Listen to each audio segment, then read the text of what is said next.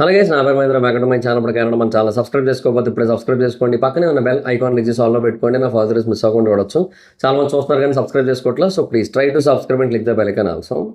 So యాక్చువల్గా ఈ topic మీద ఎప్పుడో చేయాలి, బట్ నేను కొంచెం అవైలబుల్ లేకపోవడం వల్ల సిటీలో లేక వేరే దగ్గర ఉండి అక్కడ నెట్వర్క్ సరిగ్గా లేక నేను పెట్టలేకపోయాను. సో ఇప్పుడు ఇంక అందుకే వీడియో అయితే చేస్తాను ఫైనల్గా.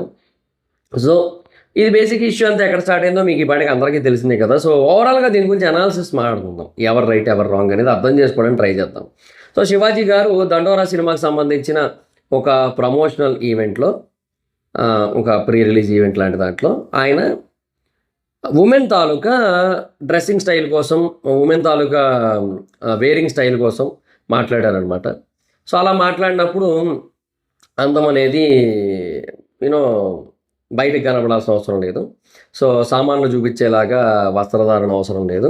సో మంచి బట్టలు వేసుకుంటే సరిపోద్ది, మంచి బట్టలు వేసుకొని డీసెంట్గా ఉంటే కూడా మంచిదే కదా, తప్పేం లేదు కదా అన్నట్టుగా ఆయన ఒక మాట అయితే చెప్పారు.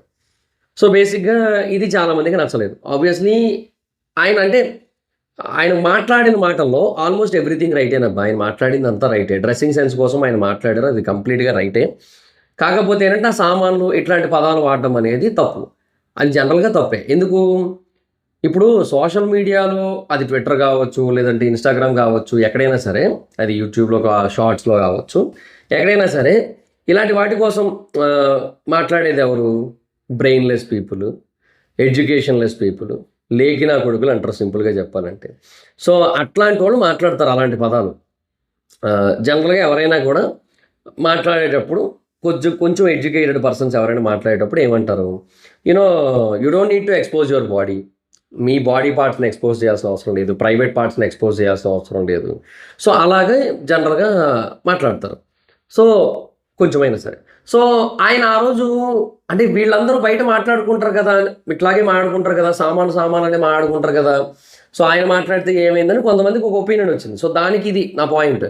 సో బయట ఎవరో లేఖన కొడుకులు, ఎవరో బ్రెయిన్లెస్ పీపుల్, ఎవరో ఎడ్యుకేషన్లెస్ పీపుల్, అలాంటి వాళ్ళు మాట్లాడతారు. సో శివాజీ గారు లాంటి స్టేచర్లో ఉన్న పర్సన్ అలా మాట్లాడుకుంటూ ఉండాల్సి, ఆ పదం అట్లీస్ట్ ఆ ఒక్క సిచ్యువేషన్లో మాత్రమే ఆయన అట్లా మాట్లాడుకుంటూ ఉండాల్సి. మిగతాదంతా కరెక్టే, ఆయన చెప్పిందంతా రైటే. ఆయన చెప్పిన దాంట్లో అసలు ఏ రకంగానూ తప్పు లేదు. ఎందుకంటే నౌ డేస్ ఏమైపోతుందంటే ఫాలోయింగ్ కోసమో, లేదంటే పబ్లిసిటీ కోసమో, లేదంటే అటెన్షన్ కోసమో ఉమెన్ తాలూకా డ్రెస్సింగ్ సెన్స్ అనేది రోజు రోజుకి దిగజారిపోతుంది. అంటే నేను నా డ్రెస్ కొంచెం కిందగా ఉంది, నా డ్రెస్ కొంచెం చిన్నగా ఉందంటే, అంటే ఆ హీరోయిన్ డ్రెస్ చిన్నగా ఉందంటే నేను ఇంకా చిన్న డ్రెస్ వేయాలి. అప్పుడు ఇంకా ఫ్యాన్స్ వస్తారు నాకు, అప్పుడు ఇంకా అట్రాక్ట్ అవుతారు నాకు మేల్ ఆడియన్స్. సో అంటే ఆ సెన్స్లోకి వెళ్ళిపోతున్నారు nowadays because of the men's lust. Because of the men's lust also. వాళ్ళు కూడా ఏమి ఇప్పుడు పతివ్రతలు ఏం కాదు కదా. ఇప్పుడు చాలామంది ఎవరైతే కామంతో కొట్టుకు చేస్తున్నారో అలాంటి వాళ్ళు అందరూ కూడా అలాంటి హీరోయిన్స్ని యాక్సెప్ట్ చేస్తున్నారు. వాళ్ళని ఎక్కువగా ఫాలో అవుతున్నారు, వాళ్ళని లైక్ చేస్తున్నారు. అండ్ ఇంకా ఇంకా చెప్పాలంటే కొంతమంది వాల్ పేపర్లు కూడా పెట్టుకుని ఉన్నారు. సో మెన్ లస్ట్ అనేది ఒక కైండ్ ఆఫ్ బిజినెస్ అది ఎవరికి? ఇట్లాంటి వాళ్ళకి. ఇప్పుడు ఎవరైతే సినిమాకి సంబంధించిన ఫీమేల్ సెలబ్రిటీస్ ఉంటారో వాళ్ళందరూ కూడా వాళ్ళ బాడీని కొంతవరకు ఎక్స్పోజ్ చేస్తారు. అది వాళ్ళకి ఏ ఒక్కరికి కూడా ఒకటి చెప్తా చూడు, ఎవ్వరికీ కూడా కనబడే విధంగా వేసుకోవాలని ఉండదు.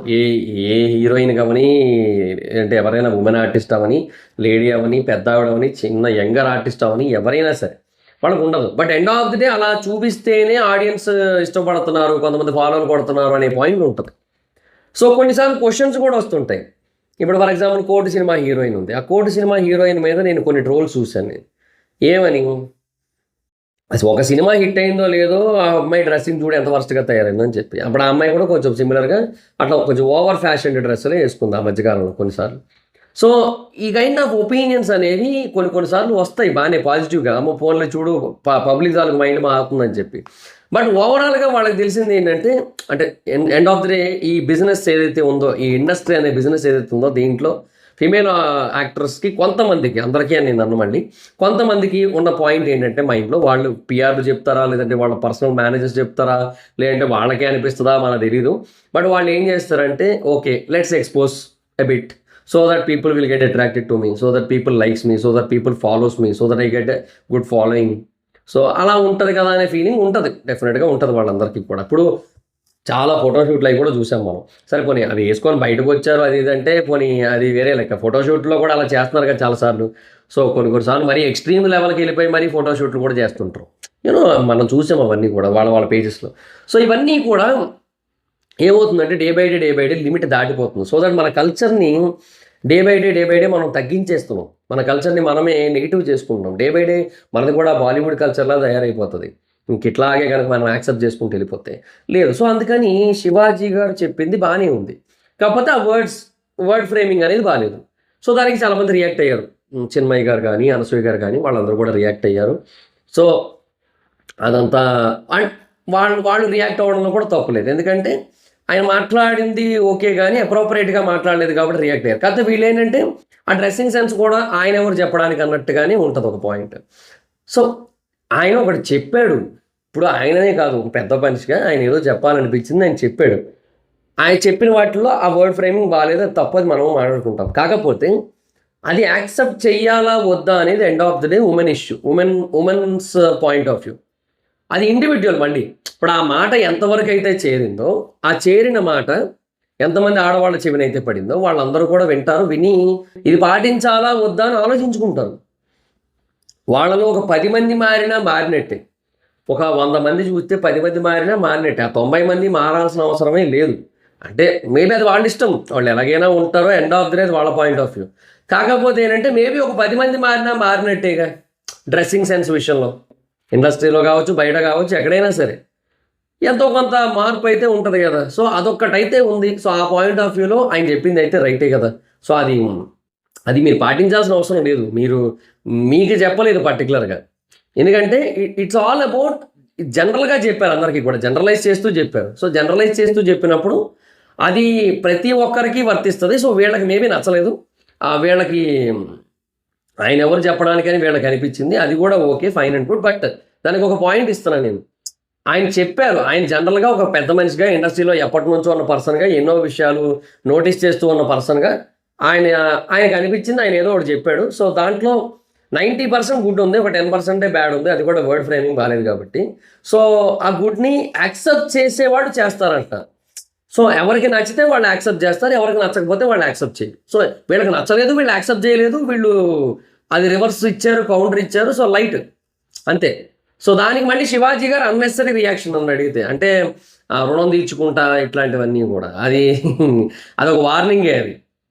అది బేసిక్‌గా అది శివాజీ గారి స్టైల్ ఆఫ్ వార్నింగ్ అది. బిగ్ బాస్‌లో చూసాం కదా ఆయన్ని. సో ఆయన స్టైలు, ఆయన స్ట్రాటజీలు, ఆయన మైండ్ సెట్, ఆయన మాటలు అవన్నీ ఉంటాయి.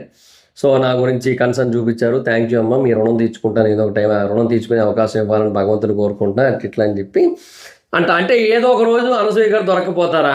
ఏదో ఒక మిస్టేక్ చేసి నేను వేసుకోనా అన్న టైం అనమాట. అన్న మీనింగ్‌లో వచ్చిందని. సో అది ఆ సెన్స్‌లో వార్నింగ్ ఇచ్చాడు ఆయన. సో అది అన్నెసెసరీ రియాక్షన్ అని అడిగితే. అండ్ రెండోది ఆయన తర్వాత ఒక పాయింట్ చెప్పారు. ఏమని?